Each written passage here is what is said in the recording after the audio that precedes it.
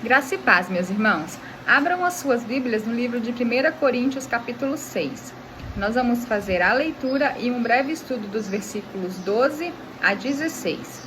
A imoralidade sexual. Versículo 12.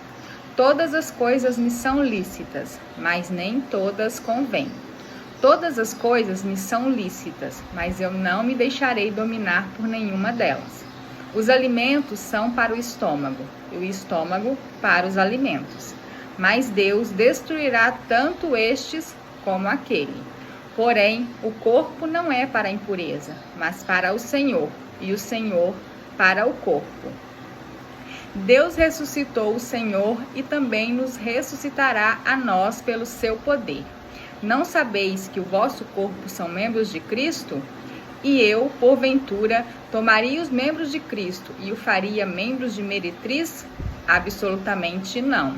Ou não sabeis que o homem que se une à prostituta forma um só corpo com ela?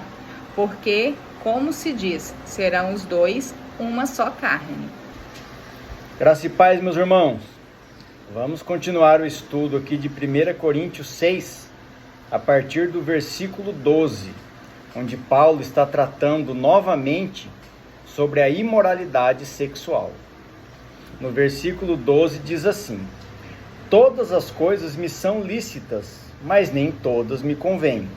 O apóstolo Paulo destaca a liberdade de um cristão, mas também enfatiza a necessidade de discernimento para escolher o que é apropriado e que não prejudica a fé. Todas as coisas me são lícitas, mas eu não me deixarei dominar por nenhuma delas. Viram que eu coloquei ênfase na palavra dominar? A segunda parte do versículo reforça que a liberdade não deve levar à dominação por desejos ou hábitos. Ou seja, você é livre, mas você deve evitar as coisas que possam te dominar ou escravizar. O objetivo é não se deixar escravizar por coisa nenhuma. Vou trazer uma referência bíblica aqui que está lá em Gálatas 5, versículo 1. Para a liberdade foi que Cristo nos libertou. Permanecei, pois, firmes, e não vos submetais de novo a julgo de escravidão. Lá em Gálatas, o próprio apóstolo Paulo estava falando sobre a lei mosaica, mas cabe aqui para que a gente faça uma contextualização para que haja um entendimento. É muito importante, irmãos, estudar a palavra com cuidado e critério. Não apenas ler a Bíblia, estudar, ter o entendimento. Paulo retomou o assunto imoralidade sexual nessa carta aos Coríntios. Olhando superficialmente, parecem assuntos isolados, mas como estamos estudando toda a carta, conseguimos entender que Paulo continua exortando a igreja a seguir firme e forte nos evangelhos, ensinados por ele. O assunto de imoralidade sexual já vem sendo tratado nessa carta desde o capítulo 5. Caso vocês não se lembrem, quiserem buscar no feed, ele tem um estudo explicando todo o capítulo 5, todo o capítulo 6 até aqui, para que haja um melhor entendimento e uma contextualização. Ou vocês podem abrir a sua Bíblia também e fazer a leitura do capítulo. O nosso estudo, a gente está trazendo versículo por versículo, para facilitar o entendimento.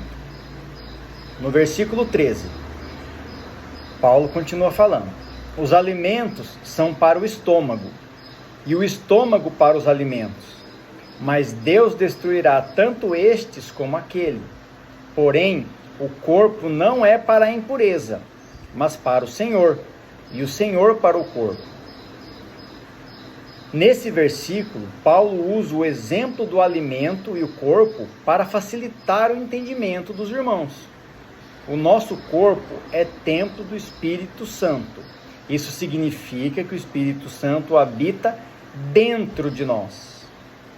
Vou convidar os irmãos a fazermos uma reflexão. A frase é a seguinte: o mal está dentro e não fora. O mal está dentro de cada um de nós. Isso quer dizer que dentro de cada um de nós existe o bem, através do Espírito Santo, e o mal, através da nossa própria natureza humana e pecaminosa. Já ouviram falar sobre a guerra espiritual que está sendo travada? Pois bem, dentro de cada um de nós tem um campo de batalha espiritual. Todos os dias, os que creem em Jesus Cristo e vivem conforme a palavra, travam uma guerra interior. A guerra não é contra os outros, a guerra é contra si mesmo, lutando para permanecer firme no caminho do Evangelho. Lembram quem é o caminho? Quando Jesus disse: eu sou o caminho e a verdade e a vida. Assim como em uma guerra física, haverão batalhas perdidas e vencidas para ambos os lados. É uma guerra. Como diz naquele ditado popular: posso ter perdido a batalha, mas não perdi a guerra. É bem conhecido para fácil entendimento. Isso é real. Por mais que seja espiritual, afeta nossas vidas aqui na terra. Sentimos as dores da derrota e a alegria das vitórias, mas a guerra ainda não acabou. Amanhã é um novo dia e outra batalha irá acontecer. Aos que não creem, parece tudo mais fácil e mais leve, porque não estão enfrentando batalhas e muito menos guerra. Mal sabem eles que já perderam, e no final serão derrotados eternamente.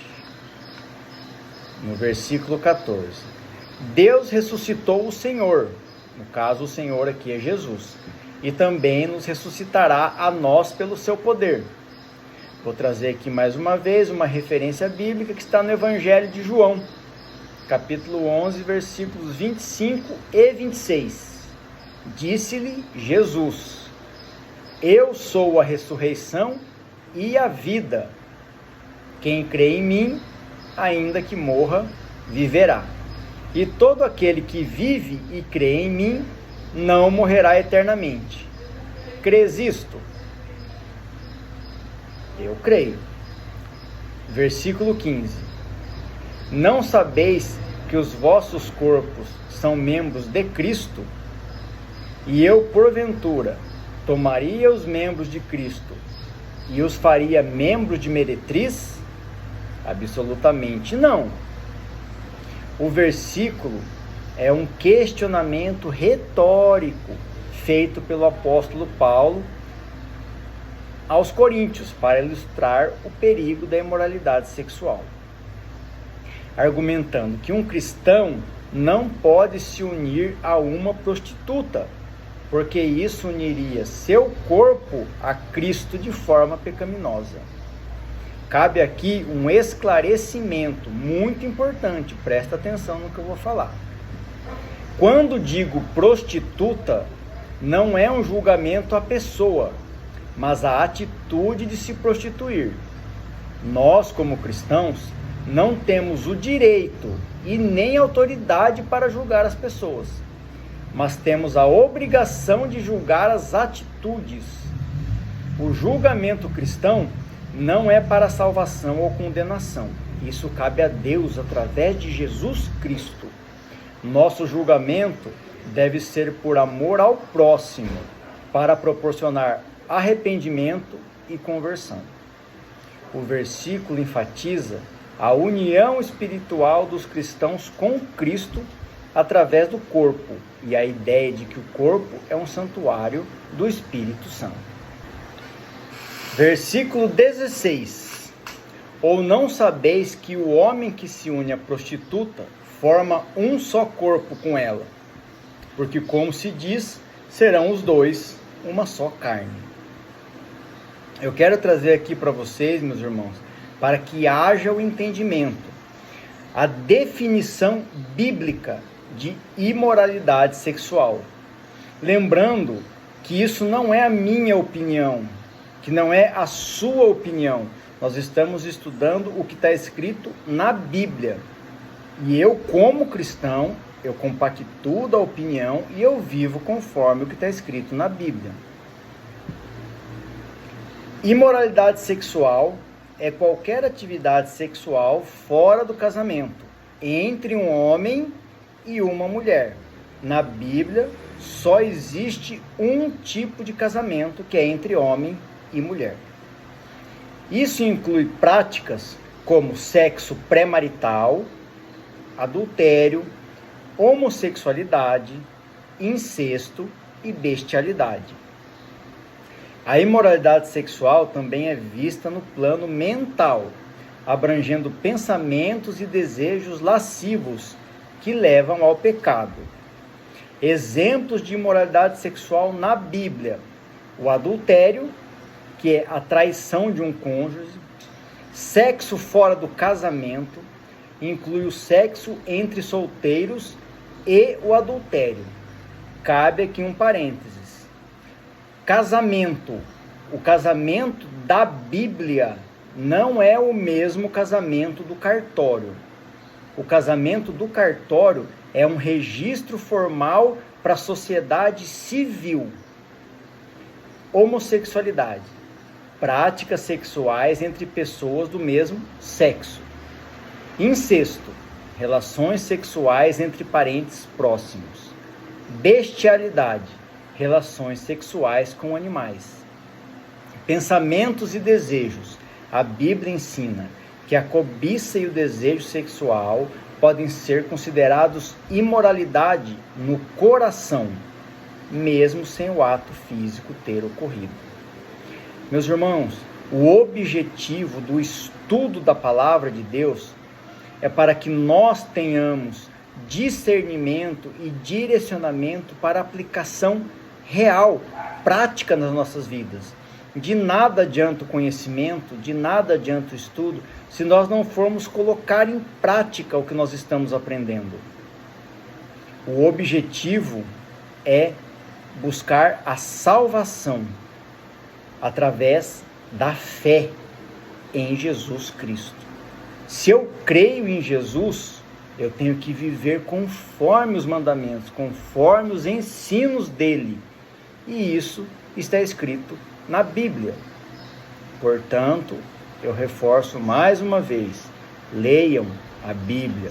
A verdade não está no que eu estou falando, a verdade não está no que o pastor está falando, nem no que o padre está falando. A verdade é o que está escrito na Bíblia. Que tudo seja feito para a honra e glória do nosso Senhor Jesus Cristo. Amém.